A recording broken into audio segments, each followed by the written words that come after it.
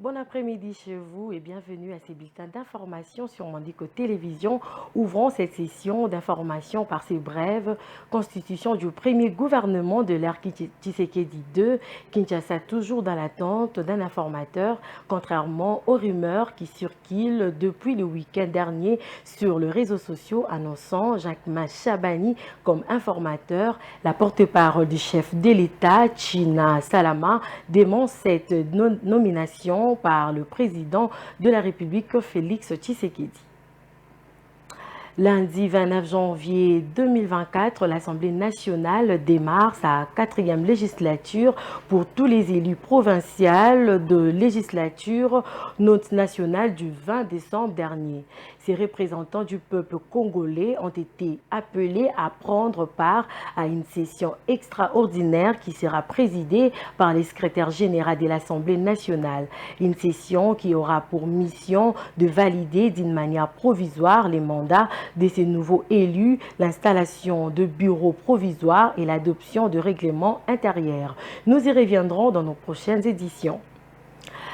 Il s'est créé à Kinshasa une nouvelle plateforme politique dénommée Mouvement de patriotes congolais engagés par les collectifs de candidats députés nationaux et provinciaux de l'opposition des partis Ensemble, Envol et Leadership et Gouvernance pour le développement réunis au centre Bondeko pour évaluer le processus électoral. Ces députés décident de prendre des distances avec leurs partis respectifs pour soutenir désormais le chef de l'État Félix Tshisekedi. Suivez leur déclaration au micro de Rantaluela.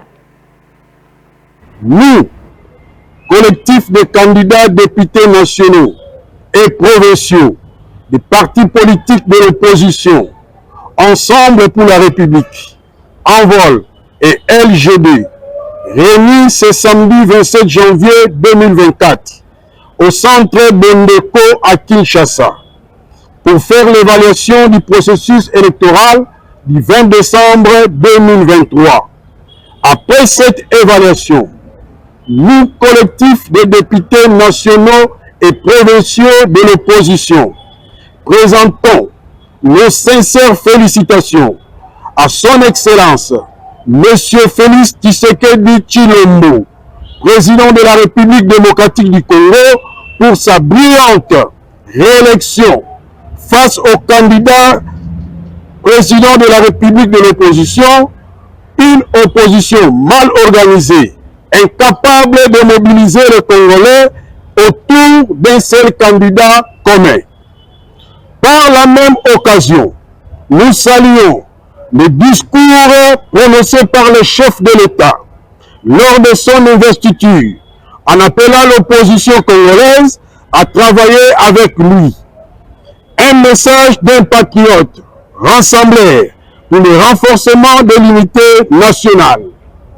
Concernés par l'appel du chef de l'État, nous, collectif de députés nationaux et provinciaux de l'opposition, prenons notre engagement de patriotes congolais devant Dieu et la nation congolaise à adhérer à la vision politique du chef de l'État, en lui apportant notre soutien indéfectible dans toutes ses actions ainsi que dans son combat de défendre la souveraineté nationale. Et pour finir, les bilans ne cessent de s'alourdir après le naufrage du jeudi dernier sur le lac Mai-Ndombe entre la localité de Kisenge et la ville d'Inongo en la province du Mai-Ndombe. 4 corps ont été repêchés, dont 3 femmes et une fillette dans la soirée du samedi et du dimanche 28 janvier. Suivez.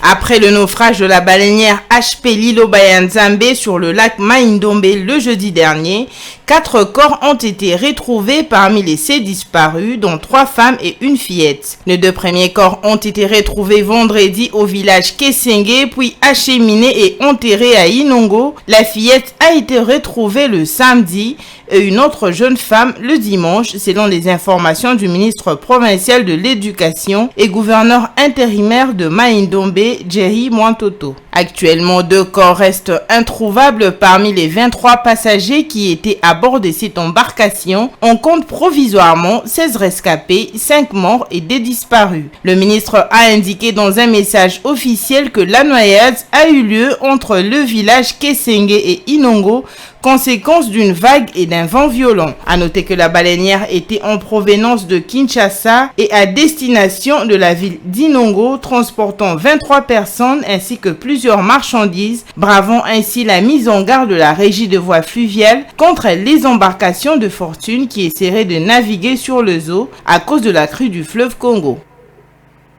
C'en est fini pour ce bulletin d'information. Merci de l'avoir suivi. Prochain rendez-vous à 15h30.